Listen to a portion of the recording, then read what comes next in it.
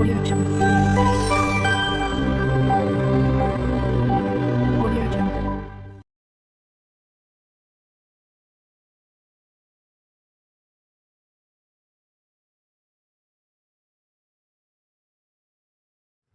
আসসালামু আলাইকুম, সবাই কেমন আছেন? আশা করি সকলে খুব ভালো আছেন। আলহামদুলিল্লাহ, আমিও খুব ভালো আছি। আমি আজকে আবার একটা নিয়ে চলে এসেছি নতুন আচারের রেসিপি নিয়ে। দেখতেই পাচ্ছেন এখানে আমি আমড়া নিয়েছি। তো আজকে বানাবো আমড়ার মিষ্টি আচার। তো চলুন মিষ্টি আচার বানানোর জন্য এখানে কী কী লাগবে সেগুলো আগে আপনাদের দেখিয়ে নিই। এখানে আমি নিয়েছি আমড়াগুলো, এখানে আমি ধুয়ে কেটে নিয়েছি, কাটিনি, গোটা গোটা রেখেছি, যেহেতু এগুলো দেখতে পাচ্ছেন একেবারে ছোটো কচি আমড়া, তো এগুলোকে আমি আর কাটিনি। আমরা নিয়েছি মৌরি, পাঁচফোড়ন, তেজপাতা আর চিনি। এই কটে উপকরণ দিয়ে কিন্তু আমরা মিষ্টি আচারটা তৈরি হয়ে যাবে। তো চলুন আচারটা তৈরি করা যাক। তো তার জন্য প্রথমে আগে আমি একটি প্রেসার কুকারেতে এই আমড়াগুলো সব দিয়ে এনে সিদ্ধ করে নেবো। 2 থেকে 3টে সিটি দিয়ে আমড়াগুলোকে সিদ্ধ করে নিতে হবে। সিদ্ধ করে নিলে কি হয়, তো তাড়াতাড়ি সিদ্ধ হয়ে যাবে, আর আচারটাও খুব তাড়াতাড়ি বানানো হয়ে যাবে খুব অল্প সময়তে। তো চলুন আগে আমড়াগুলোকে আমি সিদ্ধ করে নিই।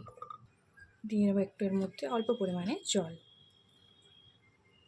কিন্তু একেবারে অল্পই দিয়ে নেবো। আর দিয়ে নিচ্ছি একটু অল্প পরিমাণে লবণটা দিয়ে আমি আমড়াগুলো সিদ্ধ করে নেব। তো চলুন আমড়াটাকে সিদ্ধ করে নিয়ে ফিরে আসছি।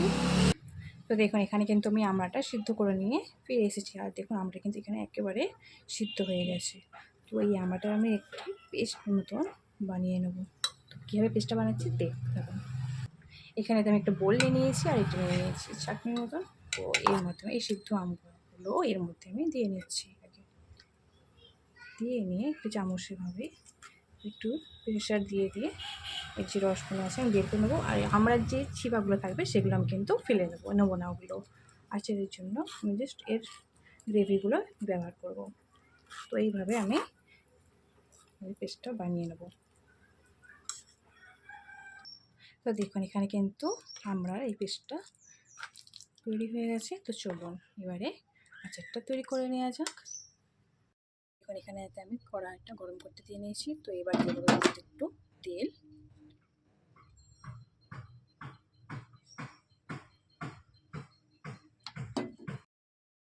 গরম হয়েছে, তো তার মধ্যে দিয়ে নেবো একটু পাঁচফোড়ন,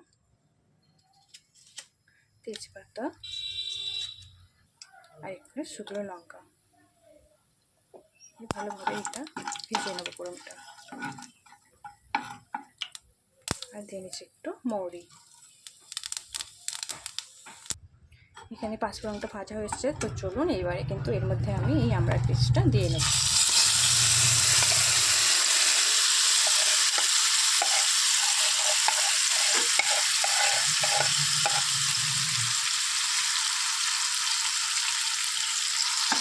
ভালোভাবে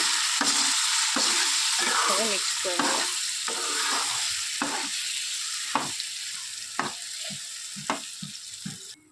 এবার এর মধ্যে আমি অ্যাড করলাম একটু চিনি। চিনিটার সঙ্গে ভালোভাবে মিক্সিং হবে।